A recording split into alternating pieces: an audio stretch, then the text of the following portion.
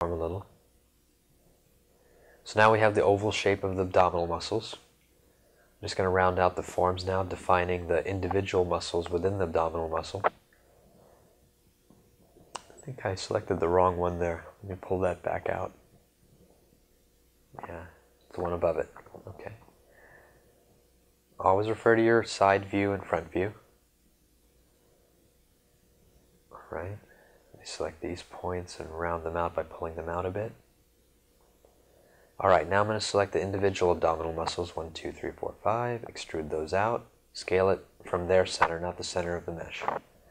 Pull them out, do the same thing, 1, 2, 3, 4, 5, 6, extrude it, scale it together. Then the next one, 1, 2, 3, 4, 5, 6, 7, 8,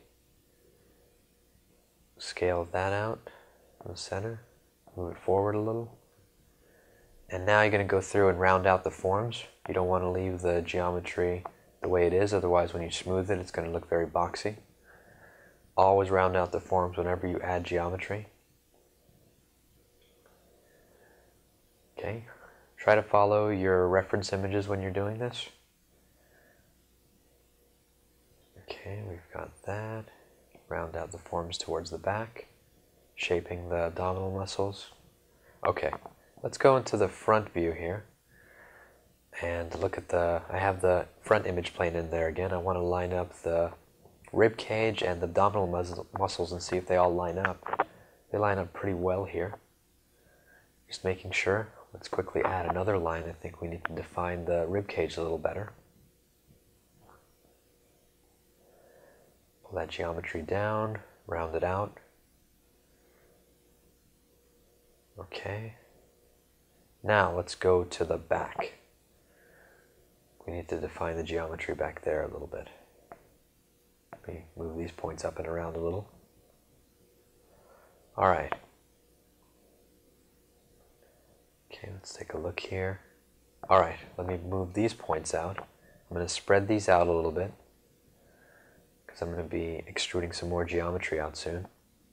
Alright, let's select 3 faces right here. 1, 2, 3. We're going to extrude out the erector spinae muscle. Scale that together. Scale it in. On the top one, I'm going to spin the faces. Select the faces 1, 2, and spin it back into the mesh. Spin it back into the form of the back. Alright. Now let's go right next to it here and spin these 2 faces back and the ones right underneath and downward. Okay, now what we're doing is we're lining up the latissimus dorsi muscles to flow around from the side all the way into the back. But I need more geometry to find that muscle. So what I'm going to do is I'm going to select 1, 2, 3, 4, 5, 6, 7 faces. Make sure nothing else is selected. I think I did just to make sure. Go to view. Okay, nothing else selected. So extrude that. Scale it inward a little and down and in. So it looks a little messy, but that's okay. We can space everything out afterwards. I just needed to extrude to add more geometry.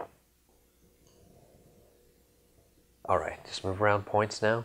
Now the reason why I added geometry here was because there was just too much spacing. I couldn't define the latissimus dorsi the way I wanted it to. I also changed the flow with the spinning of the faces. I'm going to spin these 2 inward.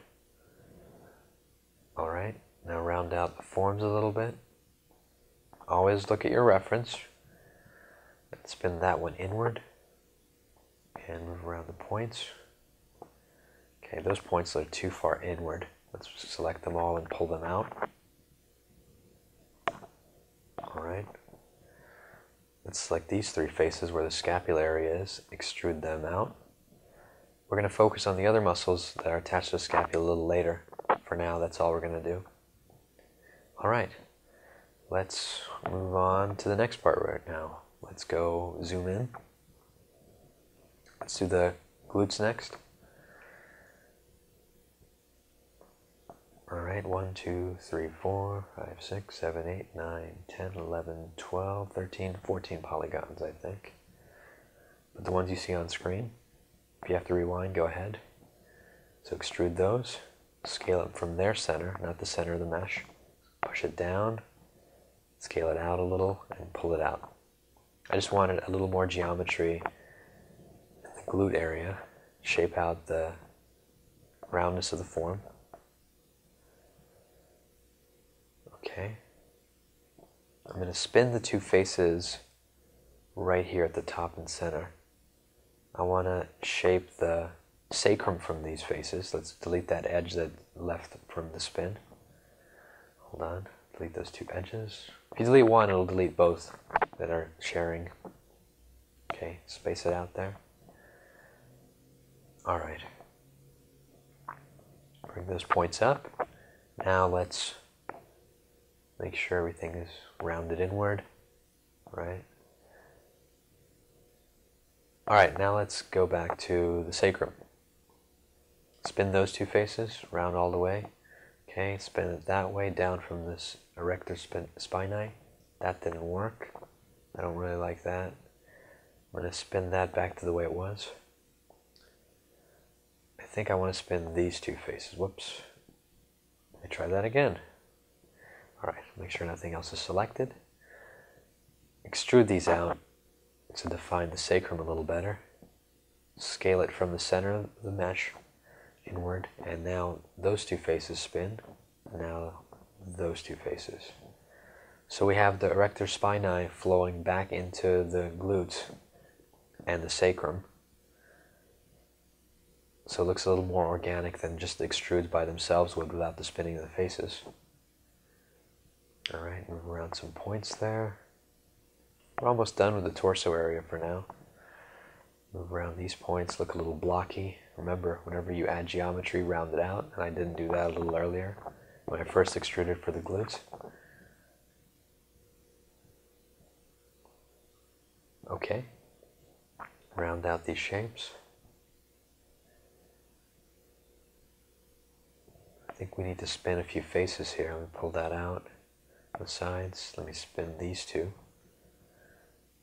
and delete the edges they shared and delete the edges right underneath. Now that flows back down into the leg from the back. Remember, every time you extrude, make it flow back in by spinning faces.